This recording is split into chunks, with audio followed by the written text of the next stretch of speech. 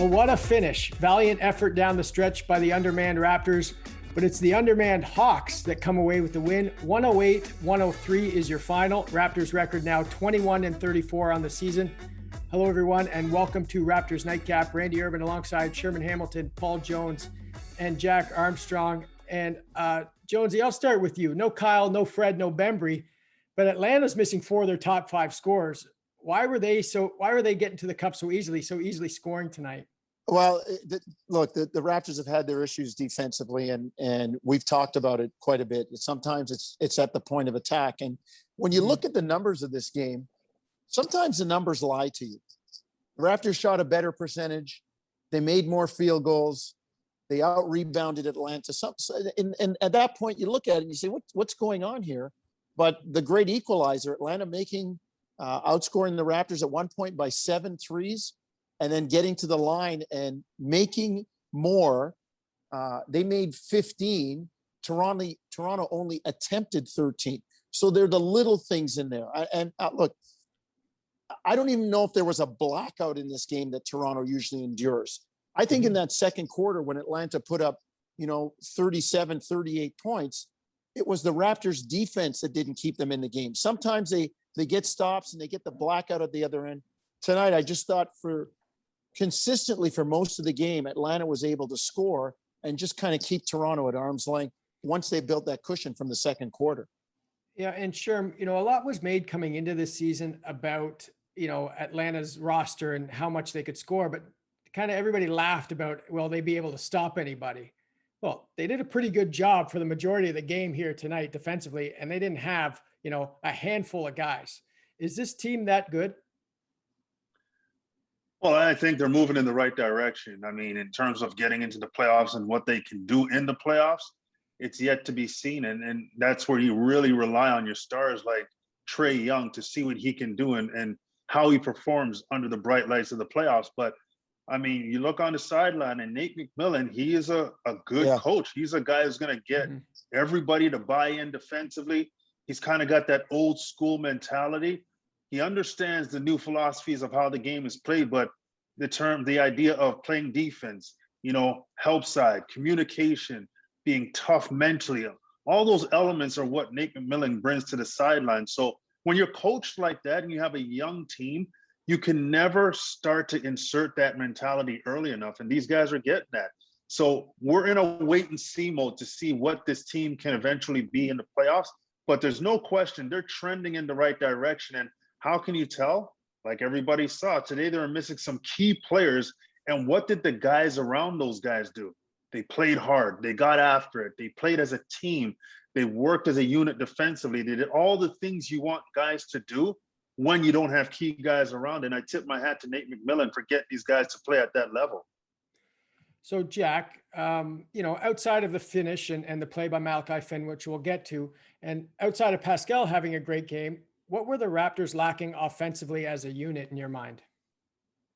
Well, they just struggled to shoot the ball from 3. I mean, obviously they took 39 threes tonight and shot 26%. So to me, I wouldn't say it's an overabundance of reliance on that.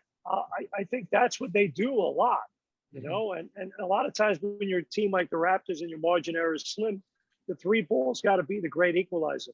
I think one development tonight, Gary Trent and Chris Boucher, who have been pretty good for the Raptors, both of those guys struggled tonight. So, you're trying to make up for that this evening.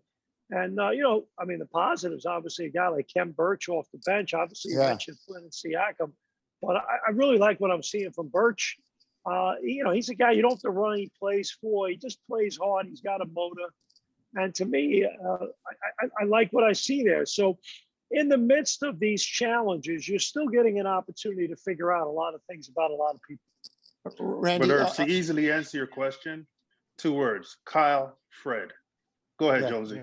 No, I was just going to say, Jack was talking about Khem Birch. And I think back to last year in the bubble, in the series against Boston, especially against Marc Gasol. Boston had a couple of young, athletic, bouncy, big guys. They had Tyson, Robert Williams III, and they just had that athleticism, that bounce, that, you know, the quick off the floor, a little faster to the ball, a little. And you know what? That's what Khem Birch is giving Toronto right now. And that's what I like, Randy. And that's what he's worked on his shooting. I mean, you saw him make a play today where it looked like a sure layup. He blocks it and then runs it down to keep it in bounds. Like, that's the kind of energy. And people I'm answering some people on Twitter, Jonesy, where's Aaron Baines? Aaron Baines has got to sit and wait a minute. We're getting a look at Khem Birch here and Freddie Gillespie. And, you know, not that they aren't going to play Baines, but they kind of know what he gives them. They're trying to find out how a guy like Birch or a guy like Gillespie fits in. And again, to me, they more fit the mold of that young, bouncy, you know, kind of active big man or even undersized big man. I mean, Khem Birch is listed 6'9". He doesn't play like a guy 6'9", though. He plays a lot bigger than that, especially around the glass. Yeah, he showed me something. He showed me some things that I didn't know he had. Sherman, were you at all surprised by some of the things you saw from Khem Birch, or did you know he had, you know, the 3-point game and sort of the athleticism on his low post moves when he did get the ball down there?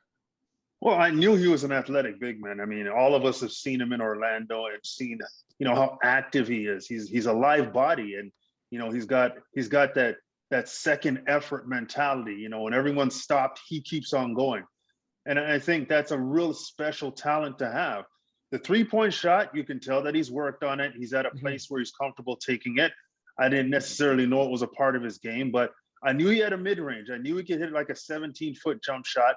But I think what happens is sometimes when you play for a certain organization and they have you in a certain role, yes, you're only allowed to give a little sneak peek into what you can do because you're fulfilling your role on a daily basis. Yeah. When you get outside of that, you know, we talk a lot about guys coming out of college who are system players. You know, they play a certain way because they're in that system. Then they get to the pros and they're this creative, athletic, smart, basically a bird freed out of jail. You know, they can get out there and do their thing. And Khem Birch is getting an opportunity to do that. And I think we're going to continue to learn different things about his game that we didn't see before in Orlando. Jack, I want to talk about Malachi Flynn for a moment. You know, one thing I'm really appreciating is his confidence. And even if he misses, it doesn't affect it whatsoever. I'm really loving that part of the game. And you saw how that affected him, you know, in the fourth quarter, where he kind of had an up and down game shooting it until he got fire. And you can't catch fire unless you have supreme confidence, right? Well, confidence and persistence, you know, and to me, I think a sign of character is, you know, when you're having a tough night, a lot of guys just don't want any part of anything anymore. You know, they kind of just blend in. And he never shied away from it. He's having an opportunity right now to run the team with Van Vliet and Lowry out. And he's embraced it. He's tough. He competes. He had a tough early part of the night tonight. But he didn't hang his head. He didn't stop playing. And to me, I think that's a good sign. And, you know, you find out a lot about guys. You know, there's front running situations, and then there's situations that test your character and test your will. And to me, I'm seeing things that say to me, hey, there's a ball player there. That guy's a ball player. He's, you know, obviously you're asking him to do a lot right now. But I think when he's in the proper role, he's going to be able to help you. Well, Jonesy, I'll ask you the question I asked Sherman about Khem Birch, and I'll apply it to Malachi Flynn. You know, there were times when he has looked shaky, you know, just when they tried to insert him into the rotation and he wasn't really doing anything in 12 to 16 minutes. And now you give him this freedom, this opportunity, and he's thriving. He's really thriving. Yeah. Has he surprised you in any way? Well, not really. I mean, parts of it, but you know, you get those first 12 to 16 minutes and it's like getting out there with, you know, a championship team. You're trying to help, but you're not trying to push it too much and not trying to get in the way. It's like when you're the fifth guy, Herbs, we know this, when you're the fifth guy on the pickup team and they've won 4 in a row and some guy has to go and they pick you up and you don't want to mess things up. You just kind of tread lightly and do your thing. Then a couple more guys leave and you've won a couple games and you're still on the court. Now you're the guy that's been there for a while. And I look at Malachi, he's comfortable. And you and Jack and Sherm, you guys talk about the confidence. he's comfortable and he's confident now, and he's had a chance to run the team. So it's coming out. And we talked about this off mic before we came on. You can tell he's a defensive player. Some of the ways, he's reaching behind guys and making steals and cutting guys off. And, I really see a lot of Kyle and Fred in him. And I'm not surprised that the Raptors drafted a guy like that. So I'm a little bit surprised, Herbs, but I also see a guy who's becoming more confident and comfortable with what he's being asked to do. Yeah, and Randy, I'll say this, guys, when a guy gets in the game, especially a young player, and he knows that he's not going to get the hook for every mistake that he makes, that's where your confidence shoots through the roof. Because now you can kind of just exhale and you can play with a bit more freedom, and mentally you're more aware and you're not worried anymore. And I think because Malachi knows he's going to play, knows the organization believes in him, and is going to invest in him with minutes and time. And I think that's something that just alleviates the pressure a lot and just allows him to play more freer. Jack, we got about 45 seconds. Just Pascal, efficient night for him, 13 of 19, 30 points. What did you like from Siakam? I just liked his aggressiveness. He got deep in the post. He went downhill a lot, attacked the basket. And I thought his passing was good. I thought his awareness level, when they started sending multiple defenders at him, he really did a good job finding teammates. Jonesy, last thing?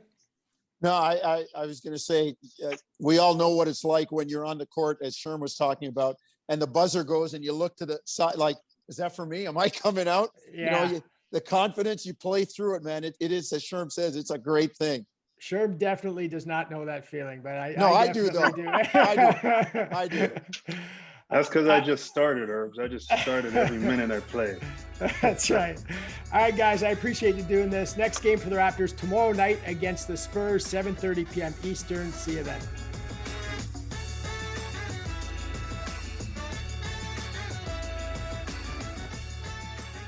Thanks for watching. You can click to watch our last episode or to subscribe to the Toronto Raptors YouTube channel so you don't miss an episode.